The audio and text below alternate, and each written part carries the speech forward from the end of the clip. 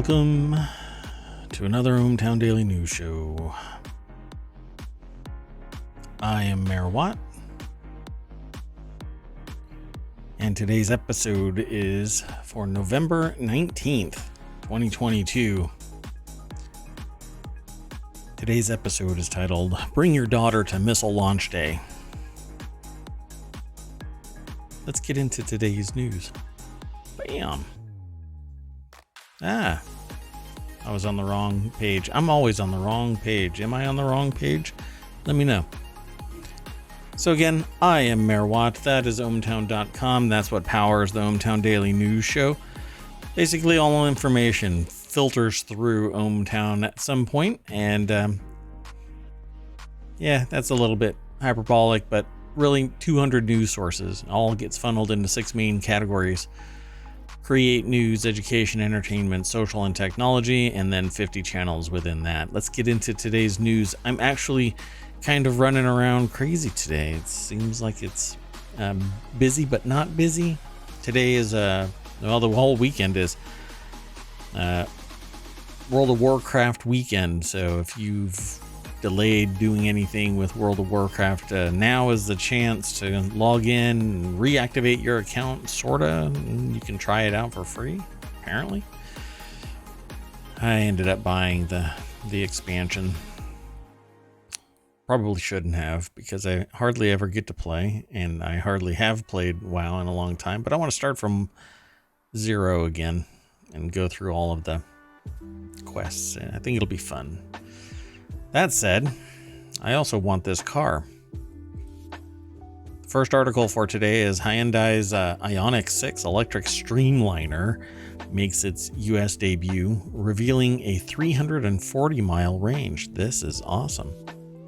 The only bad thing is the infrastructure for swapping out the battery just isn't there. In fact, I would say this whole issue with swapping batteries out and long-term charging, 30 minutes at least, right? 2 hours on a slow charger.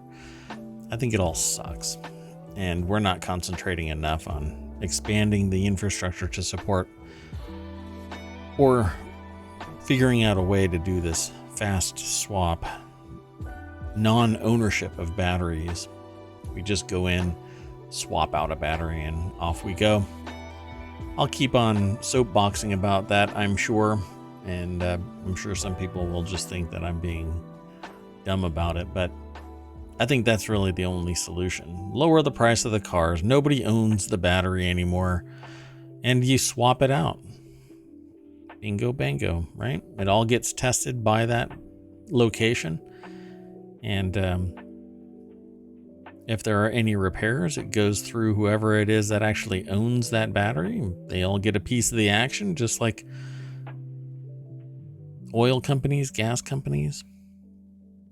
But it gets recycled when it fails. It's a thing. It's a possibility, right? I'm sure that there's going to be some scummy activities where somebody might harm a particular brand of battery because they don't like that competitor, but let's see. Let's discuss this. I think we have a bigger discussion here. At any rate, Hyundai's Ioniq 6 electric Streamliner makes its US debut with a 340-mile range. This thing, though, is not tiny. It is huge, and on the back end looks like a Lexus and a Porsche had a love child. The Ioniq 6 EV, with its strongly arched love it or hate it design, is coming to the US next spring. The North American version was revealed this week at the LA Auto Show. Umar Shakir is the author of this, and the range is a bit less than the initial 379-mile target announced, and even further from the European WLTP estimates of 382 miles. Still, 340 miles is an excellent achievement. I think maybe they made it shorter because they didn't want to have the variability, but I don't know. I guess we'll have to see in testing what the real range of this beast is. It says 340 miles is still an excellent achievement, succeeding The Ioniq 5's 300-mile range while running on a similar 77.4 kilowatt-hour battery, along with a shared eGMP, the Electric Global Modular Platform architecture that underpins it. Still, though, you have to charge it. With eGMP, the Ioniq 6 is one of the few vehicles in the US with a fast 800-volt charging system, joining up with other fancier vehicles like the Porsche Taycan. Or Taken. As in, they're all taken, and I'm not going to be paying for a Porsche. So the Hyundai calculates the battery can charge from 10 to 80% in just 18 minutes when connected to a 350 kilowatt capable charging station. And then it goes on to talk about colder weather, even hotter weather impacts battery performance. Charging stations vary in terms of their efficiency. 18 minutes, though, is still a tremendous amount of time when you're comparing it to internal combustion engines. And I still think that we need to focus more, that our government needs to spend money just like they do for fiber optic deployments and job readiness and many other things. We need to expand the electrical grid to support it and develop a more generally accepted process wherein batteries are swapped out instead of having to charge batteries. The ownership of the battery becomes a problem in about 10 years, somewhere between 5 and 10 years. It really depends on how hard they're driven. But around the 10-year mark, $25,000 is going to have to get dumped on a battery. If that battery still exists, it will become an issue. At any rate, the Ioniq 6, man, every time I get to the bottom of an article, the Ioniq 6 landing in the US means yet another competitor to Tesla. And although I don't really like the back end of the Ioniq 6, others might. So we'll see what happens. I want more competition coming at everybody all at once, everywhere. The more competition there is, the better off it is for the consumer. And I say down with mergers and acquisitions.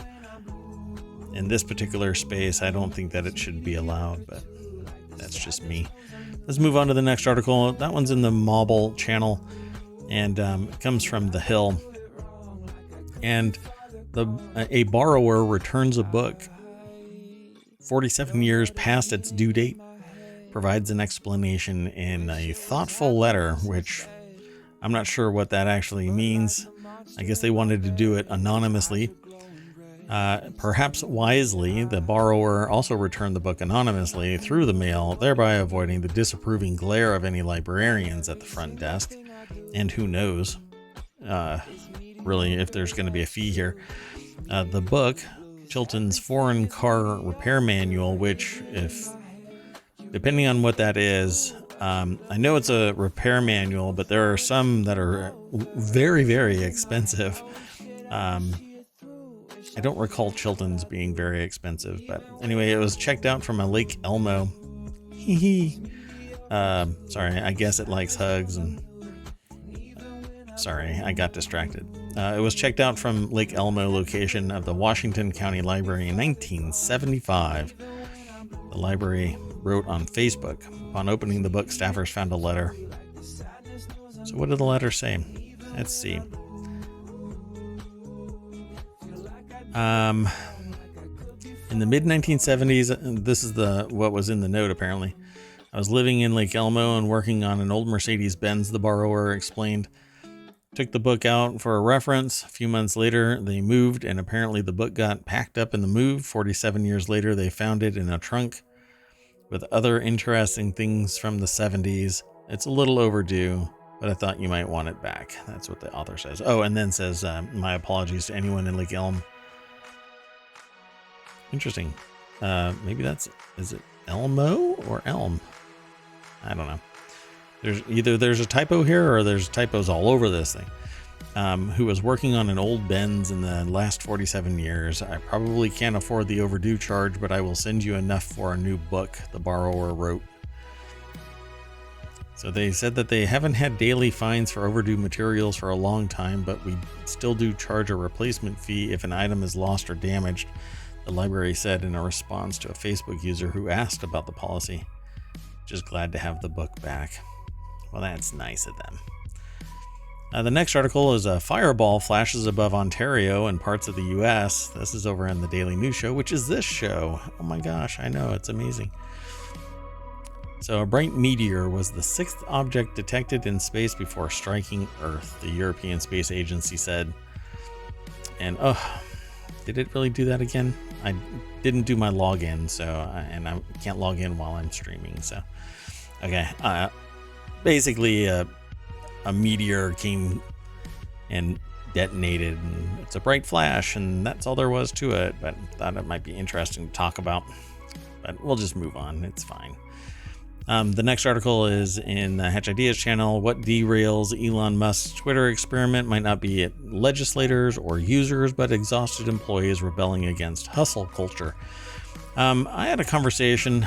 So back in the day, I used to do 100-hour work weeks, but I was the one that was driving the bus.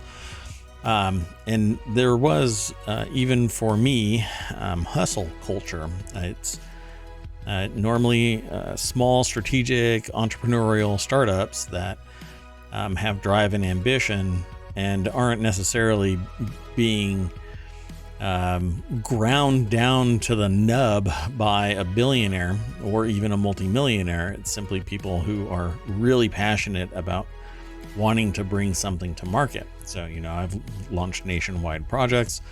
I've launched nationwide projects that end up being global.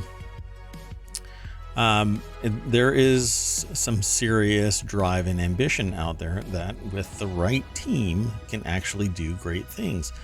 But this is a billionaire trying to mitigate their losses for doing something rash, and now paying the consequences. It says the chaos of the Twitter Blue rollout may be the least of new CEO Elon Musk's problems. Having a workforce that's overwhelmed, demotivated, and exhausted could be what ultimately derails the company. Just like other companies, though, he bought his way into management. He didn't form this from the ground. None of it that he's ever done was formed from the ground. It's always been the hard work of engineers and, in many cases, government money funding the objective. So grants and fundamental research that's been done by others and then goes into tactical to practical. But it says a lot that he comes into this massive social network where he doesn't really have any understanding of the culture of it, buys it with money, just straight out money. Then he's his own creditor, by the way. He's part of the funding process, so he's one of the creditors. And so when it collapses, he's going to be able to mitigate some of those losses because it'll be sold. And granted, it'll be at bargain basement, but what is the end game of this? Because he's not going to be able to change the culture of Twitter other than reducing it to the point where there aren't any active users.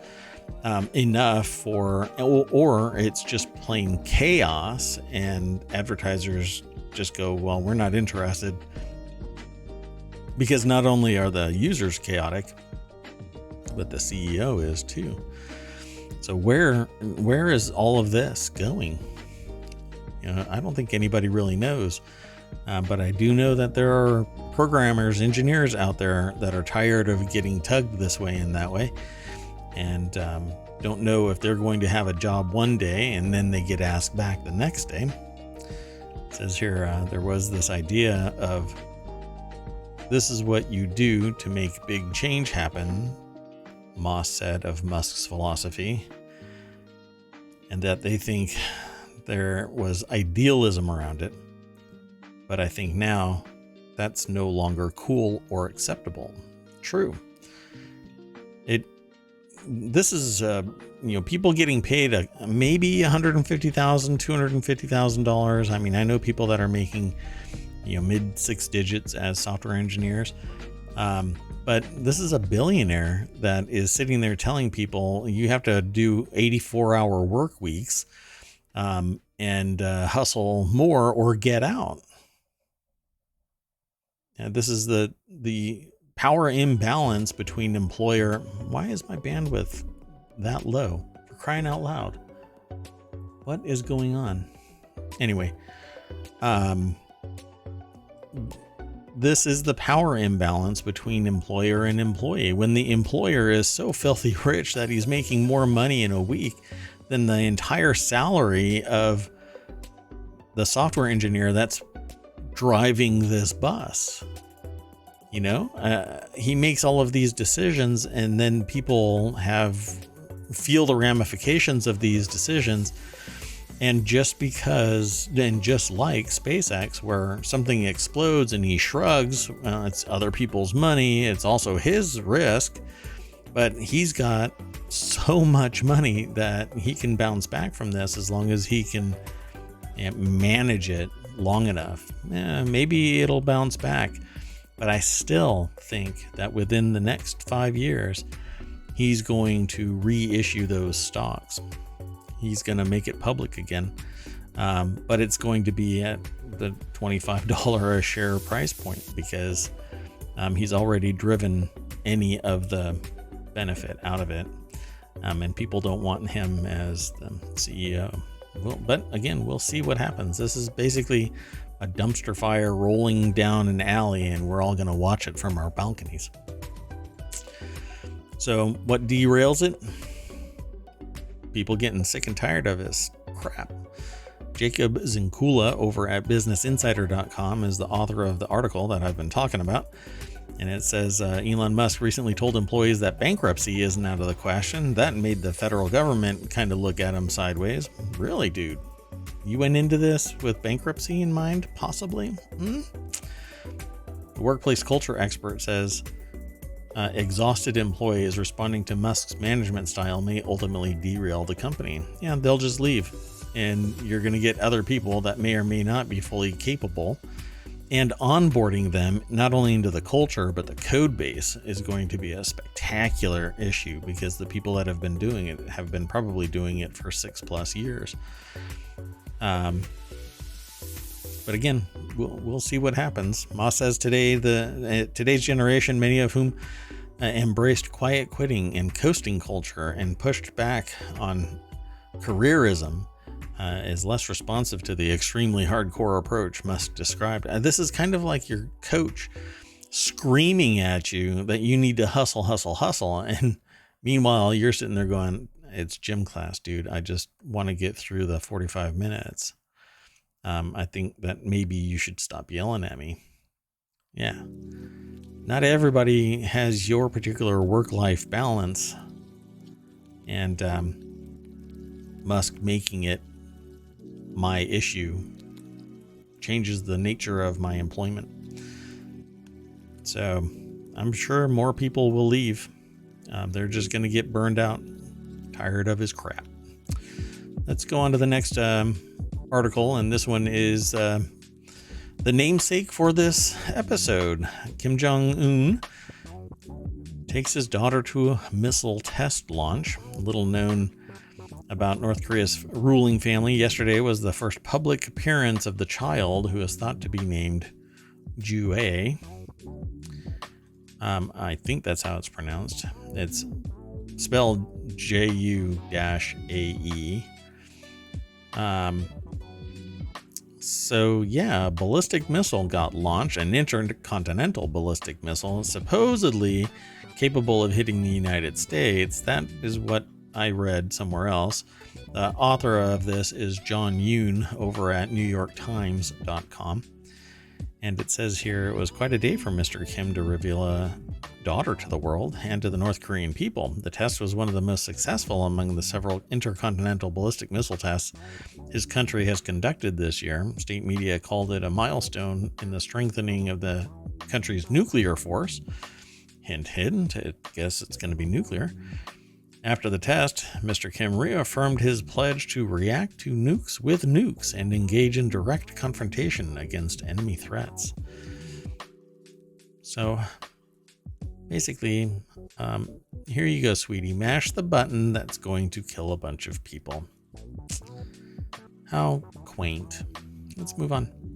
The next article is in the Daily News Show. Automakers poised to sell 400 million more gas-powered cars than planet can handle, according to a report. Greenpeace, the report's author, and this is actually sourced from commondreams.org, argues that the internal combustion motor must be phased out and vehicles must be electrified to make road transport compatible with the Paris Agreement's goal of limiting warming to 1.5 C.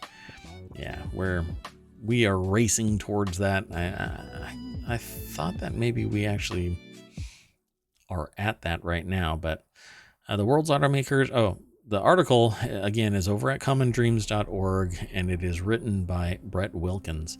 The world's automakers are on track to sell roughly 400 million more gasoline and diesel powered cars, or vehicles, I should say, than would align with the Paris Climate Agreement objective of limiting global heating to 1.5 C above pre-industrial levels. According to, and this is an argument that above 1.5 C basically means that there's going to be irreversible environmental harm. Let's see what else might be in this article. The new report defines the number of ICE, referred to as ICE, but that's internal combustion engine vehicles that could still be sold within a 1.5 C carbon trajectory, and projects the auto industry's ICE sales based on the assessment of four major manufacturers' plans: Toyota, Volkswagen, Hyundai, Kia, and General Motors, and quantifies the overshoot, barring Volkswagen manipulating their numbers. Yeah, I guess we are going to continue to shoot past it. Switching to electrification means that we need to bolster our power grid, though. So, as usual, I don't necessarily agree with every aspect of a commondreams.org article, but certainly think that we need to switch to something that is no longer built on fossil fuels, yet still can be defensible. We have seen in other countries that you have to have a defensible power grid, and we certainly do not have one. When we have to pull fossil fuels into the country, we have internal combustion engines that have fuel depots, and that is defensible, but it is in the process of destroying the environment as well. So what needs to happen? More money spent on the grid, and develop what I mentioned earlier, which was a fast swap battery replacement system. That's part and parcel to our economy. Much like fossil fuels are the oil economy, we need an electrical power grid and vehicle power grid economy, and it would be internal. The next article, and we're more than halfway through. We got about 3 more articles, including this one. I beta tested Archage, the original Archage. I was very into the original Archage, but then they made some weird changes. It's since been broken off, and now MMORPG Archage II was announced for consoles and PC. It's the sequel to 2013's Archage, but a different company from my understanding. They've moved over to Kakao Games, and developer XL Games have announced that Archage II, a sequel to 2013's Archage, the open world action MMORPG, is planned for release on consoles and PC with no release window announced. I went and reactivated my account. If you don't know, Kakao Games is now the host for Archage, but I've kind of got a dilemma because I don't know. It's been so long since I played it. I have 2 accounts, and I cannot. It appears that I have to keep paying for Archage Unchained, which was the opposite of what Archage Unchained was to be. You're supposed to be able to just play that game.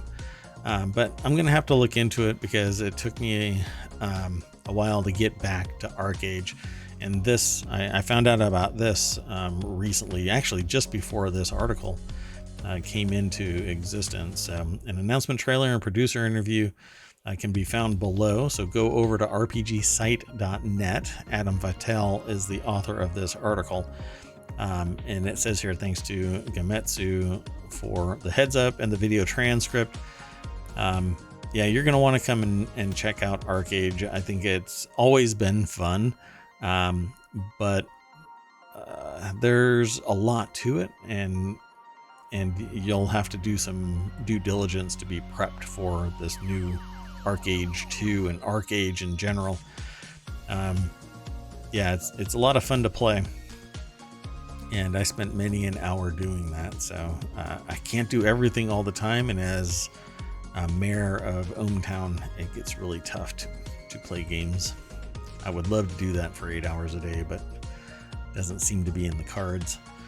The next article, though, is in The Word in Tech. Epic alleges Google paid $360 million to keep Activision from launching its own app store. Activision Blizzard and Riot Games at one point told Google that they might launch their own mobile app stores, and according to new documents filed in Epic's antitrust lawsuit against the search giant, the details came to light as part of the allegations about major deals signed with the 2 companies. Google allegedly agreed to pay Activision about $360 million over 3 years, and Riot about $30 million for a 1-year deal to not publish their own app store. New filings in Epic's lawsuit against Google reveal that, at least at one point in time, Activision and Riot were considering making their own mobile app stores. Jay Peters over at The Verge wrote this article. Pretty fascinating. So basically, they were paid off to not compete. So in one document, Google exec Karen Avaram Beatty is reporting back from a conversation with Activision Blizzard's now CFO, Armin Zerza, 1 month before the 2 companies signed this huge deal. If this deal falls through, Zerza claims that they will launch their own mobile distribution platform, partnering with another major mobile company, presume Epic, double down with Amazon Twitch or Microsoft for cloud and esports, and pull away from Stadia.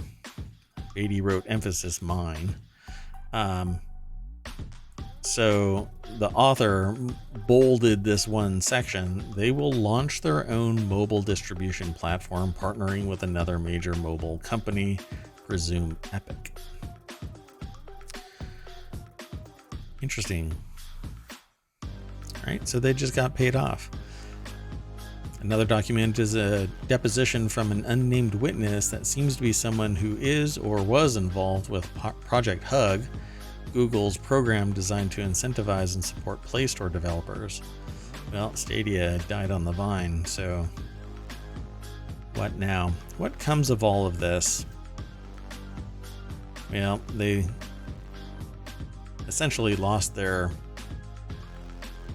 first mover status. And now they've got to partner with Epic or somebody else. Let's move on. The next article is in the Mobile Channel. Artificial neural networks learn better when they spend time not learning at all. Wow, this is really interesting. I went through this news really fast. Depending on age, humans need 7 to 13 hours of sleep per 24 hours. During this time, a lot happens. Heart rate, breathing, and metabolism ebb and flow. Hormone levels adjust. The body relaxes. Not so much in the brain. Yeah, the brain is always working. So let me scroll up here And it's over at phys.org, University of California, San Diego. Artificial neural networks learn better when they spend time not learning at all. Well, not really not learning at all, but not learning in the way that they initially learned. So it says here, the brain is very busy when we sleep, repeating what we have learned during the day, says Maxim Bazanov, PhD, professor of medicine and sleep researcher at University of California School of Medicine. Sleep helps reorganize memories and presents them in the most efficient way. So again, this is professor of medicine and a sleep researcher at University of California, San Diego School of Medicine. In previous published work, Bazanov and colleagues have reported how sleep builds rational memory, the ability to remember arbitrary or indirect associations between objects, people, or events, and protects against forgetting old memories. They actually have like a little graph that old memories either become new memory or you end up forgetting them. And when we learn new information, Bazanov says, neurons fire in specific order, and this increases synapses between them during sleep. The spiking patterns learned during our awake state are repeated spontaneously, and it's called reactivation or replay. Now, this is important because synaptic plasticity, or the capacity to be altered or molded, is still in place during sleep, and it can further enhance synaptic weight patterns that represent the memory. You need synaptic weight patterns, helping to prevent forgetting or to enable transfer of knowledge from old to new tasks. So this synaptic plasticity, by the way, pardon me. Yeah, I have a mute button, but I missed it. Anyway, so you need this synaptic plasticity. The more plastic your synapses are, the more connections there are, the more ability there is to recall memory and form memory. When Bazanov and colleagues applied this approach to artificial neural networks, they found that it helped the neural networks avoid catastrophic forgetting, which I find rather interesting because this is programmed artificial intelligence. Well, it can learn on its own, but when it is told, don't learn, and it goes to sleep in a sense, it basically reprocesses the old information, utilizing its connections, but it isn't relearning from the raw data anymore. It's relearning its own memories, its own synaptic connections. So it meant that these networks could learn continuously like humans or animals, understanding how human brain processes information during sleep, and can help augment memory in human subjects. Augmenting sleep rhythms can lead to better memory. So there's a lot of sleep research to try and figure out if we can stop things like Alzheimer's and other sleep-related illnesses. Typically long-term, short-term memory issues. It's pretty interesting, and I'm always curious how people wake up one day and figure out, oh, that's funny. That wasn't intentional, but anyway. They just say, hey, this is what this is doing, and let's research it. So it's really fascinating that there are people out there that think like this. And that's it, folks. That is it for the ohmTown Daily News Show for November 19th, 2022. Again, I am Mayor Watt, and that is ohmTown. Go and check it. Well, that's not ohmTown. Let me go back. There's ohmTown. Every time you go to the site, you'll get something new. I can't guarantee it. Depends on how fast you refresh the page. Please don't DDoS or DOS my site. That would suck, frankly. I am continuing to rework the site and change its infrastructure to better support the needs of pretty much everybody that accesses the site. The front page will change, but keep on checking it out. Coming to ohmTown Daily News Show here on Twitch. Long-term storage is over on YouTube. You can download the podcast as well. And keep checking out the site and this. Come on back and hang out with me. Would really appreciate it. And I'll see you tomorrow. Bye-bye.